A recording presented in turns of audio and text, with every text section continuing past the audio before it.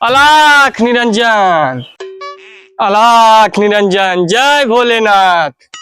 गोड़ रखा थी बाबा। सदा सुखी रहो बच्चा।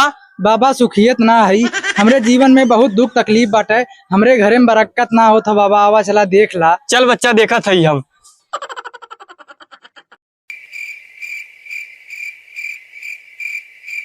हम देख सकते हैं बच्चा अपने अंतरात्मक दृष्टि से कि ये जमीन के नीचे गाड़ल तोरे पुरखा पुरानिया सोना चांदी बाटे। अब एक जल्दी से खोदवा के निकलवा ले, नहीं पृथ्वी घूमल करे तोरे पटीदारे घर में चली आई।